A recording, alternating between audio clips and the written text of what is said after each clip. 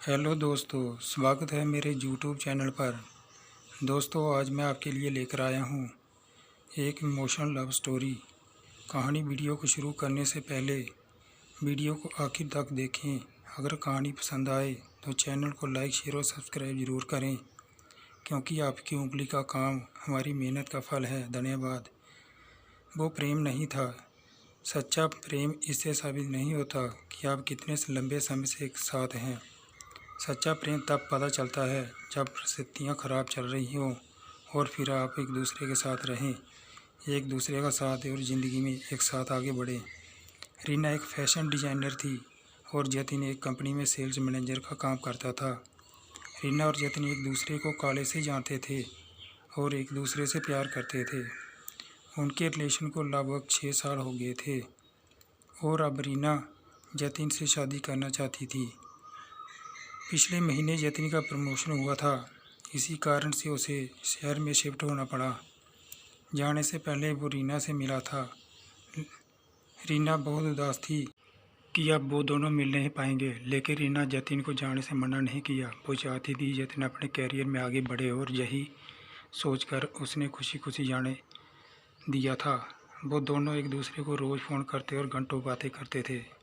रीना उससे उसके नए काम, नई जगह के बारे में पूछती रहती कि सब कैसा उधर, वो समय पर खाना खाता है या नहीं, काम में ध्यान लगता है या ना, उसे सब कुछ पूछती थी। 1 साल अच्छे से बीत गया, लेकिन फिर कुछ ऐसा होने लगा।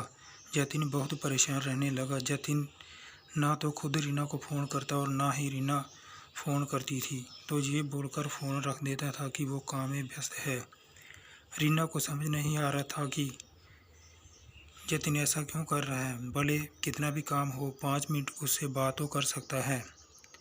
1 महीना ऐसे ही चला गया। रीना थक कर जतिन को फ़ोन करना छोड़ देती है। जतिन तो उसे खुद फ़ोन करता ही नहीं था। कुछ दिन ऐसे ही बीत गए तो रीना ने जतिन को फ़ोन किया, उसने फ़ोन नहीं उठाया। रीना ने उसे 4-5 बार फ़ोन किया, फिर भी उसने फ़ोन नहीं उठाया और ना ही उसने बाद में रीना को फ़ोन किया। रीना बहुत परेशान हो गई। वो सोचने लगी कि सच में जतिन काम में व्यस्त रहता है या फिर कुछ और बात है।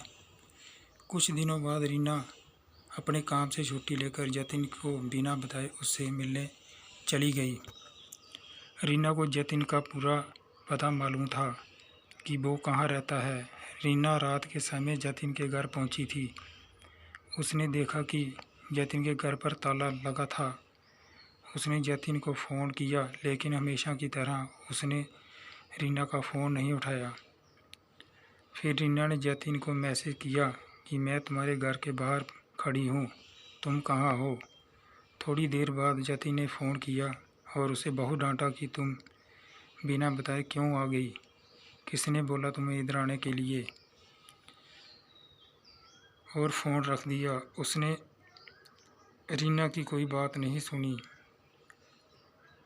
रीना उसके घर के बाहर ही बैठी रह गई कि शायद जतिन को ऑफिस में बहुत काम हो और मैं बिना बताए आ गई, इसलिए वो गुस्सा हो गया है। और वो उसके घर के बाहर ही बैठ के उसका इंतज़ार कर रही थी। सफ़र में रीना बहुत थक गई थी और उधर बैठे बैठे रीना की आंख लग गई और वो सो गई। सुबह उसकी आंख खुली तो उसने देखा जतिन अभी तक घर नहीं आया। उसने फिर जतिन को फ़ोन किया।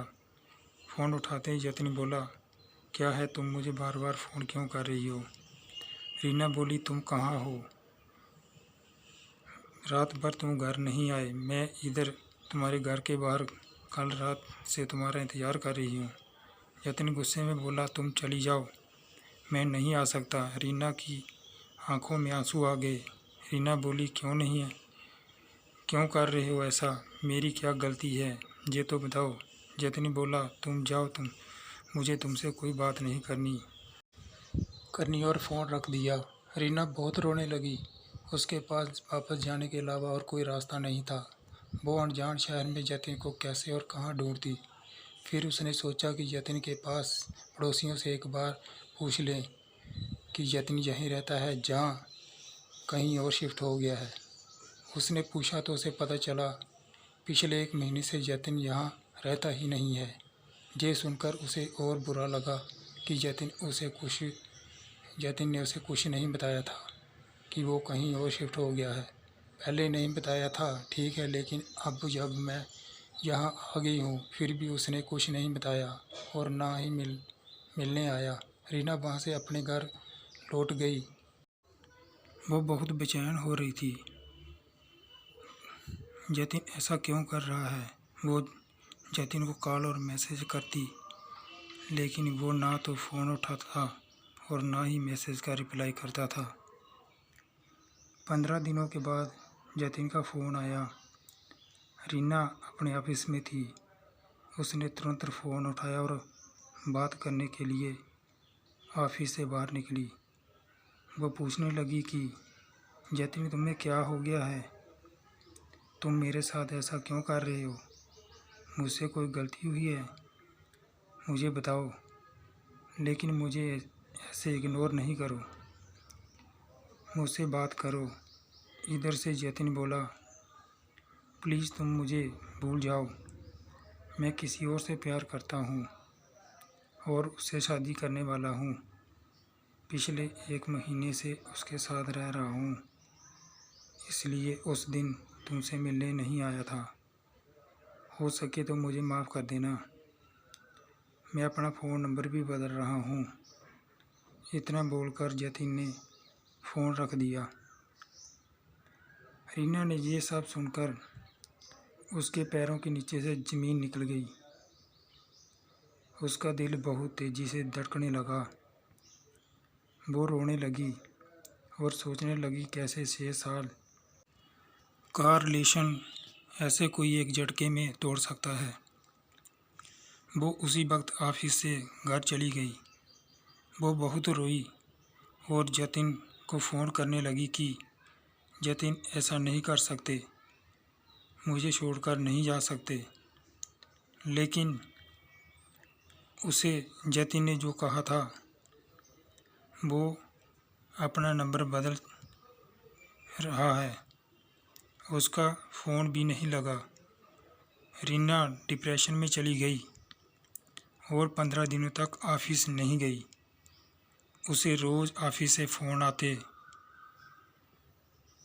आखिर में उसके बॉस ने उसे बोल दिया कि अगर ऐसे ही कुछ दिन और चला तो उसे अपनी नौकरी खोनी पड़ेगी। कुछ दिन बाद रीना ऑफिस जाने लगी, लेकिन काम में उसका ध्यान ना रहता था। 5 महीने हो गए इस बात को। अब रीना धीरे धीरे संभल रही थी। जतिन ने भी कभी रीना को फ़ोन नहीं किया और ना रीना ने कभी उसे फ़ोन किया। अब हमेशा के लिए एक दूसरे को भूल गए थे और जुदा हो गए थे। दोस्तों, ये कहानी लिखते समय मैं भी इमोशनल हो गया था। दोस्तों, अगर प्यार करना है तो दिल से करना चाहिए और किसी को प्यार में धोखा नहीं देना चाहिए। दोस्तों, कहानी समाप्त होती है। कहानी कैसी लगी कमेंट करें, लाइक करें, शेयर करें और चैनल को सब्सक्राइब ज़रूर करें। मिलते हैं किसी दूसरी वीडियो के साथ। तब तक के लिए खुश रहिए और अपना ख्याल रखिए।